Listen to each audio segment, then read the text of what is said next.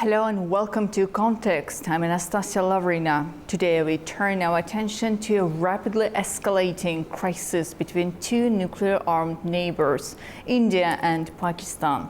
Once again, the fragile peace between these nations is under strain following a deadly terrorist attack in Indian-administrated Kashmir that has sparked a new wave of accusations, military tension and diplomatic breakdowns.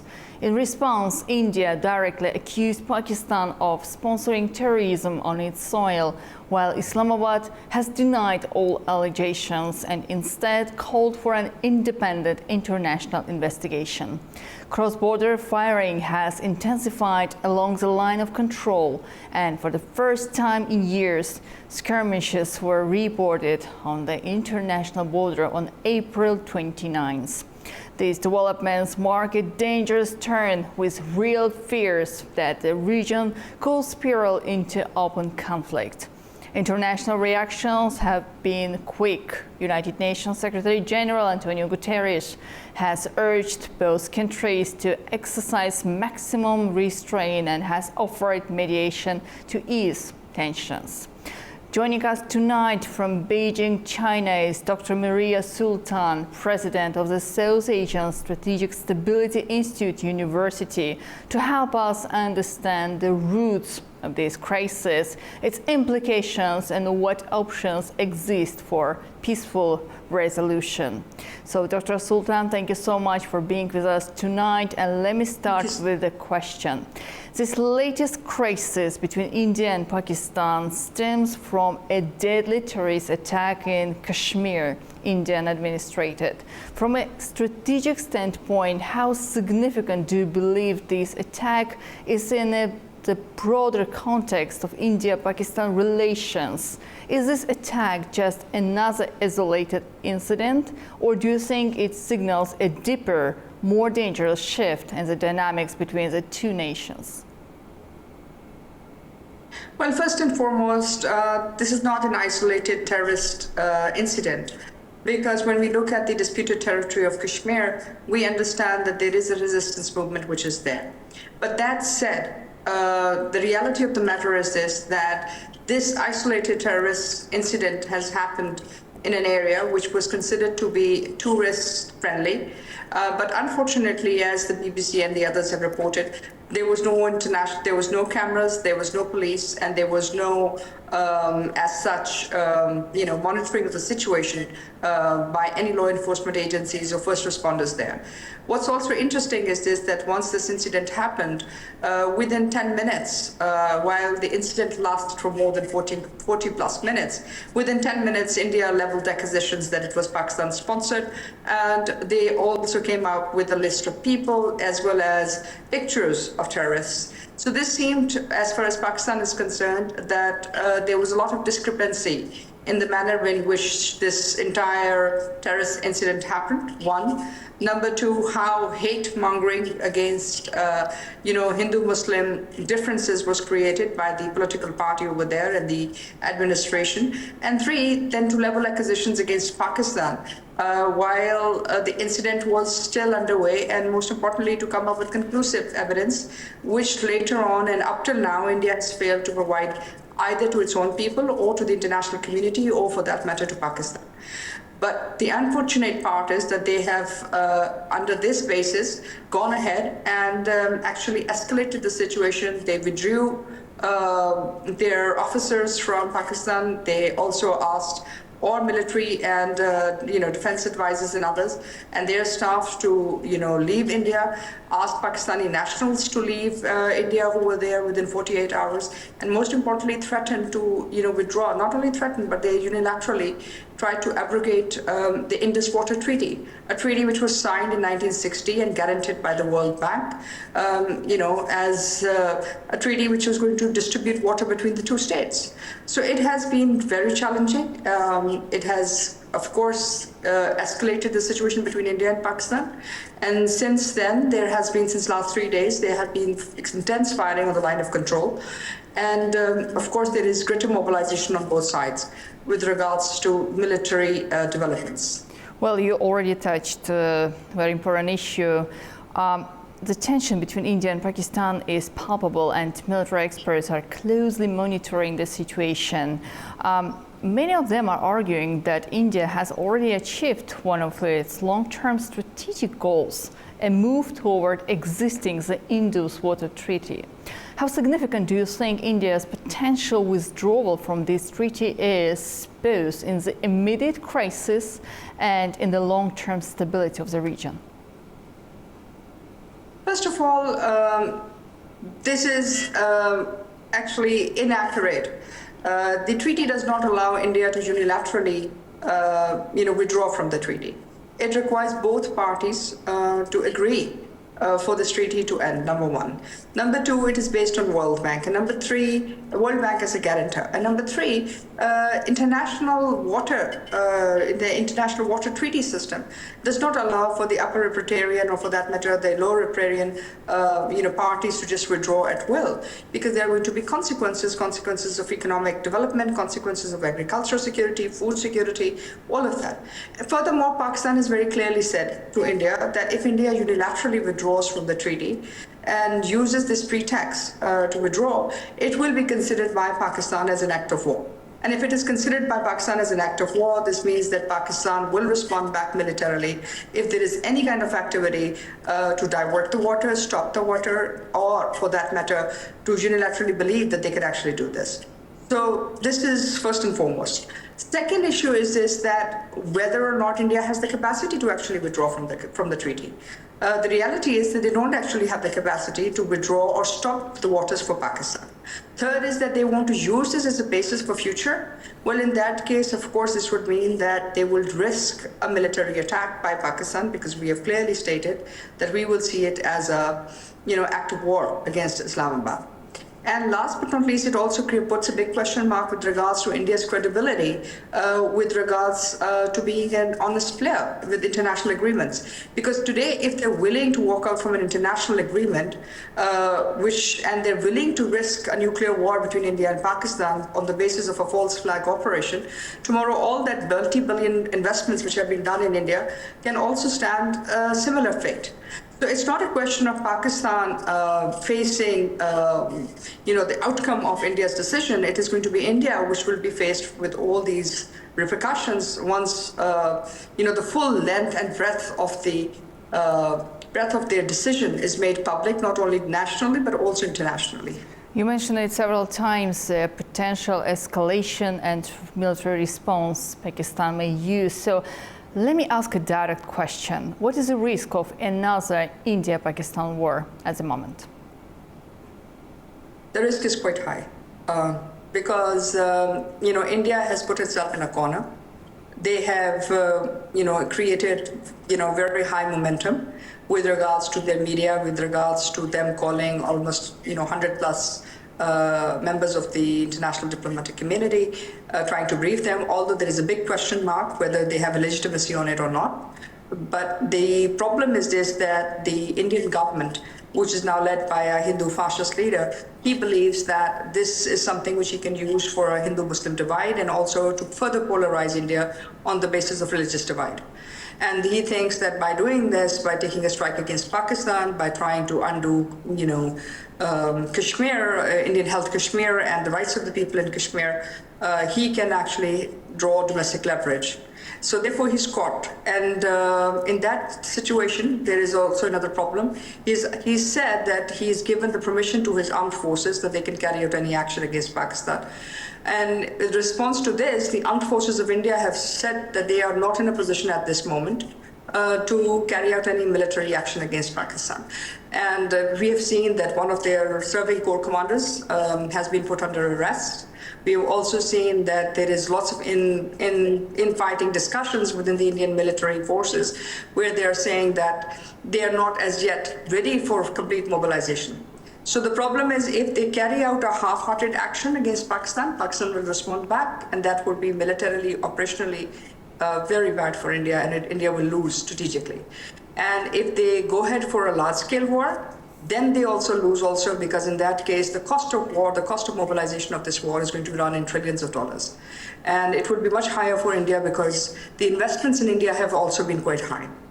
Just to give you a statistics on that, just the closure of airlocks, the air logistics, which Pakistan has just closed for Indian airlines, which are flying over Pakistan, is running in billions.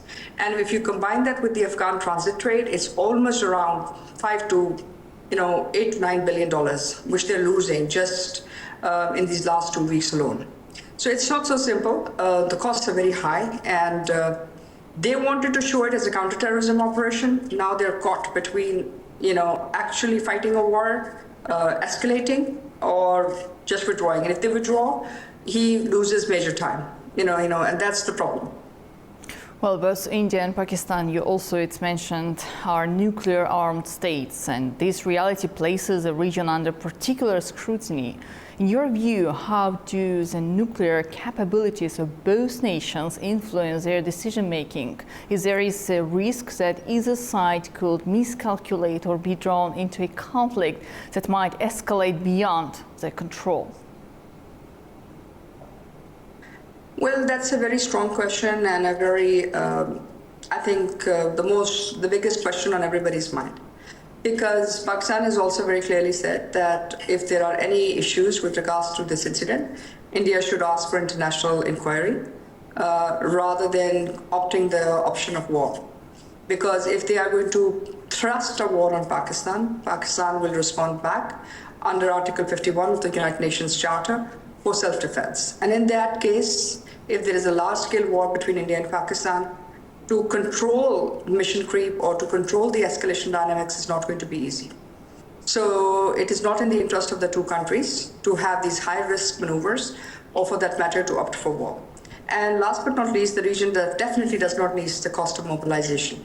So the best way would be that we de-escalate, but if war is thrust on us, of course, the escalation crisis will remain a reality.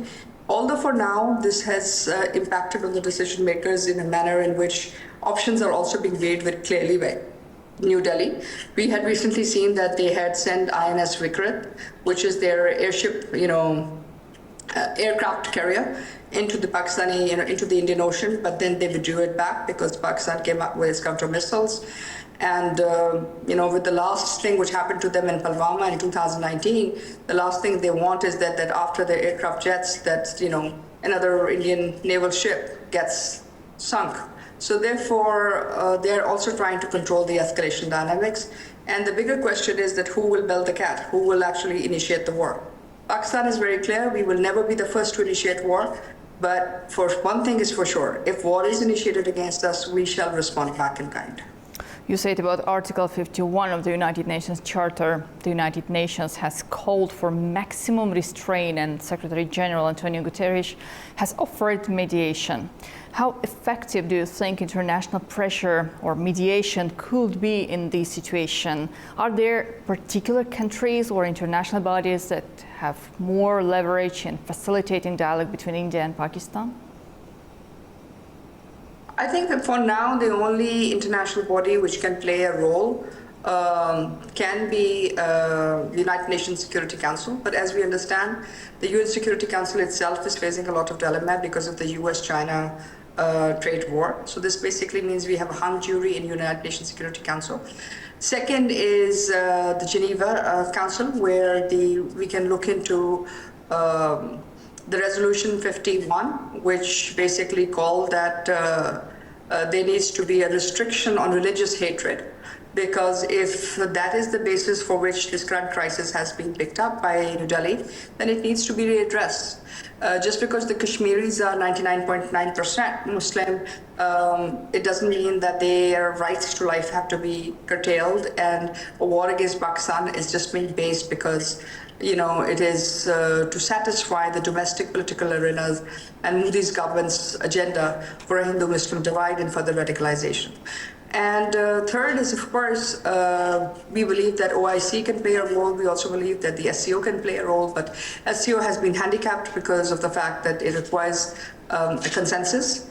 So we are hopeful that if these international bodies come forward, there can be space for peace, and I think peace is the need of the time, because war is definitely not in the interest of India or Pakistan, or for that matter for the region. More on the international mediation, with both India and Pakistan being key players in China's regional strategy. How do you see China's role in this escalating situation? Is China likely to mediate, support Pakistan, or take a more neutral stance? Well, that's a tough question, but China has been very clear. China has asked both India and Pakistan to de-escalate and look at that. But then at the same time, as we understand that China and Pakistan's relationship has been very close, and China has also, like Pakistan, asked that there should be an international investigation into the matter rather than the two states going to war.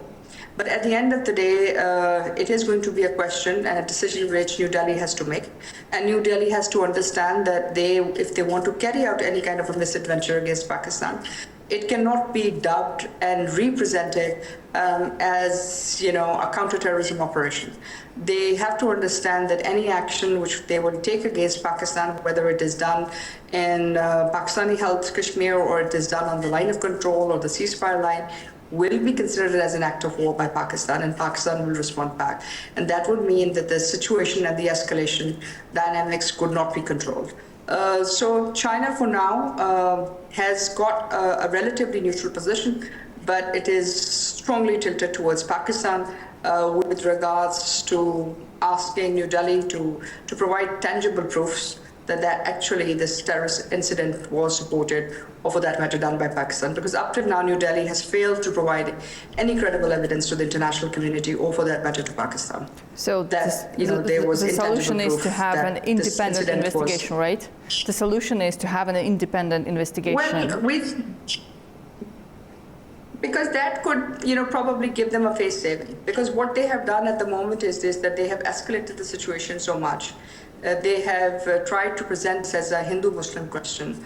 And on top of that, they have tried to level all accusations on Pakistan without providing proof. And then they have tried to escalate it to a level where they're trying to show it that it's a counterterrorism operation, while the reality is it's not a counterterrorism operation. The reality is that India can start the war, but India cannot stop the war, and India cannot control the war dynamics. So it is very important that they understand that they are not dealing with an ordinary state, they're dealing with a nuclear armed state, and nuclear war is in nobody's interest. So there needs to be serious thinking whether or not this escalation is required, one, and number two, if they need a face saving, then the face saving has to be done in a manner which will perhaps, give a way out to Modi's government, because terrorizing your own people on the basis of religious hatred and dehumanizing them or delegitimizing them as citizens is not the answer or the solution in the 21st century. And if this is the solution they want to present and hold against Pakistan, because Pakistan is seen as, according to them, as a Muslim state which broke away from India, then they have to rethink, because Pakistan has been independent, Pakistan is an armed state, nuclear armed state, and Pakistan will maintain its defense at all costs. Beyond the immediate crisis, what do you believe the long-term implications of this escalation will be for South Asia's stability? Well, it's not good news because one thing is for sure, the economic cost of mobilization of this war is going to be high, not only just for Pakistan, but also for India. Secondly, it also means that if India is going to use self-basis for creating escalation dynamics, then it basically means the possibility of this region actually becoming an economic corridor will become, subject to these crises. As we understand, economic stability requires regional stability. And if the corridor politics has to work, whether for China, whether for the United States, or for that matter for the Central Asian states, it will need stability, not only in Pakistan, but also in India. So that's one. Secondly, as the tariff war between the United States and China is going to pick up, this also means that there's also going to be a lot of leverage and lots of space which is going to come to India. Now, the question is that if India really wants all of that, then they will also have to act a little bit more independently.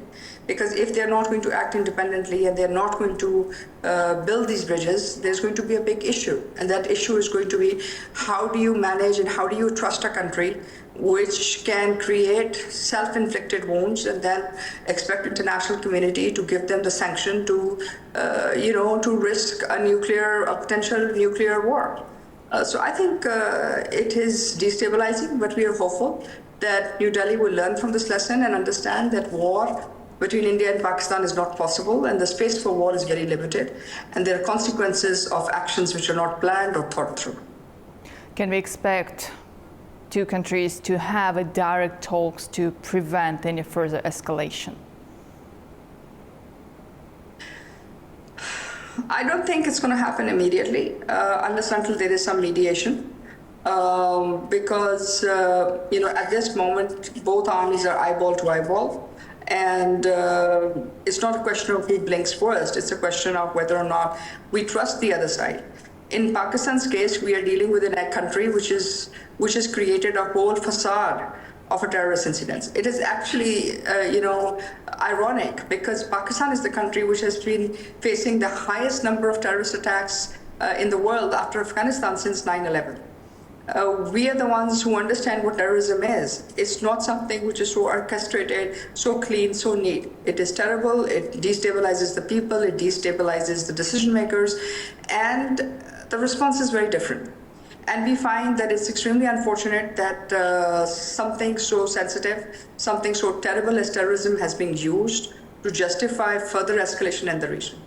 So for now, I think unless and until New Delhi does not de-escalate, escalation will remain. And my final question, do you expect if India return back to its commitments under the Indus Waters Treaty, it can diminish the level of escalation in the region? First of all, Indus Water Treaty, they have said that. Now, in order for them to actually withdraw from the treaty, it's going to give, a whole series of steps are required. First and foremost, they need to have direct communication with Islamabad. Number two, they need concessions and acceptance by Islamabad also. And let's not forget that Indus Water Treaty does not only brings water connections between Pakistan and India. One part of the portion which is not talked about is the starting of these rivers from China. So this means that if this treaty does not exist, then it basically means China also becomes party to the Indus water, and it becomes also party to all the rivers which are coming through. So there is a bigger possibility that it would not be in the larger interest of India also to walk out from it. So one, they haven't walked out. Technically, they have given this declaration that they have. They've issued Pakistan a notice, but that doesn't mean anything legally. Number two, International Court of Justice is the guarantor. So Pakistan will, look into that also with the World Bank, which is the guarantor to this treaty. So this basically means the World Bank, the International Court of Justice, all of them, and then there are going to be liabilities. It's not like that you walk out from an international treaty and you use a self-inflicted wound, a self-decision, self-inquiry, and then you walk out and there are no repercussions. There are liabilities, there are costs to coming out of the international treaties, and that is something which perhaps New Delhi didn't think through. They thought that, this incident, this action, this perception war is going to help them to come out of it. The reality is that it is strongly contested. They have put the region into high escalation. And last but not least, the legal question still remains where it was. So the Indus Water Treaty stands for now till actual legal due process is complete. Well, indeed, very interesting. We will definitely follow the developments in the region. But as for now, thank you very much for joining our program. Thank you. Thank you. So that concludes tonight's episode of Context. The crisis between India and Pakistan remains tense, with significant risks to regional stability and peace. As the situation develops, the need for diplomacy and restraint is crucial. Thank you for joining us tonight. I'm Anastasia Lavrina, and this has been Context. Stay tuned for updates.